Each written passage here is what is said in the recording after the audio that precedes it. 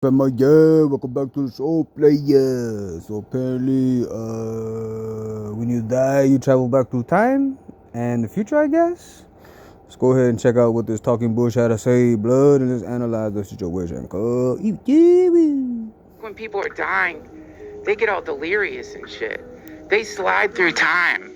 Like I don't know if you've ever been around a dying person, but suddenly they're back in Vietnam, they're in the 50s, they're You mean memories, player? the 30s, which means that when you're dying, you're gonna like spin through time too, meaning that this could be you dying right now, spinning backwards through time. Duncan.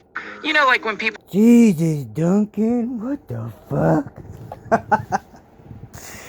Look, dude, when you dream, when you fall asleep, it fucking feels real, right?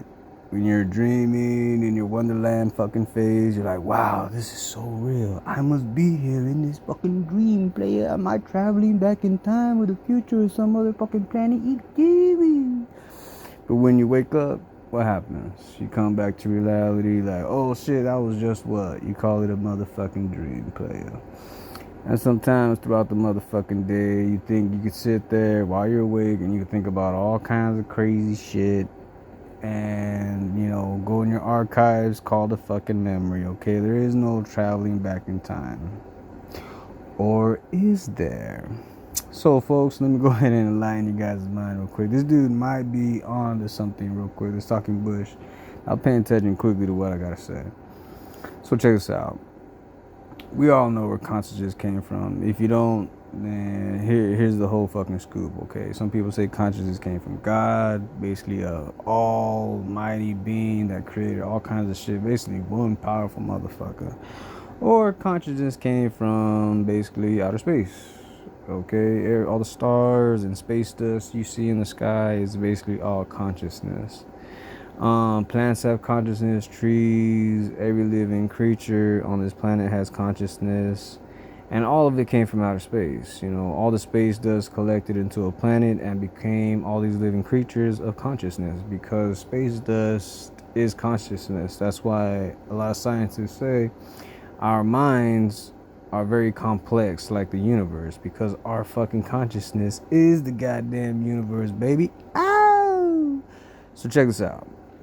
There is a certain, it's reality, but not.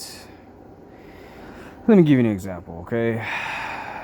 You can't see oxygen, you can't see wind, but you feel it. They are in their own, not universe, not realm. They're in the same shit we're in. You just can't see it, but it's there. We are physical forms, physical beings, flesh, bone, yada yada, this, that, and the other, okay? So maybe, just maybe, since our minds and consciousness came from the universe and was created from the universe, like if there was a God, obviously he created consciousness from dust, right? Space dust. He blew into space dust and created life on Earth, apparently. Okay, so what if humans,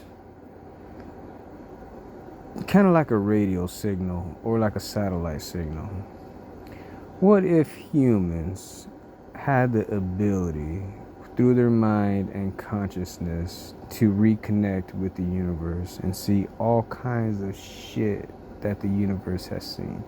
And that's the reason why human beings can create all these weird monsters and creatures and fantasy shit. You know how people say, oh, that's fantasy, when human beings create all these weird stories of monsters and faraway planets and shit like that? What if humans had the ability to reconnect with the galaxy around us? You get what I'm saying? While you're sleeping or while you're in a state of meditation and this, that, and the other and all that other shit. I'm not saying that it is possible or not possible. All I'm saying is there's a lot of shit on this planet that you cannot see that is there and functioning, and it's very alive. Like, for instance, when a scientist fucking was experimenting on plants, a gardener came in and the motherfucking plant started reacting in a way that, like, it was scared because it can sense what this guy's profession was. It didn't know him. The plant never been around this guy before. But when it was hooked up to the electrodes, when the gardener walked into the scientist's office, the plant read him and knew exactly what his profession was. How the fuck did that plant know that shit? Now, when the scientist was about to cut off the plant's leaf, it was getting scared because it knew his bad intentions. You get what I'm saying? The needle started jumping on the fucking graph when he had negative thoughts towards the plant, that he was going to harm the plant. So basically, these plants can basically read you like a motherfucking book, my G. Can sense you on the inside. You get what I'm saying? Knows your real intentions. Kind of like God, who knows the real fucking you and what your real intentions are.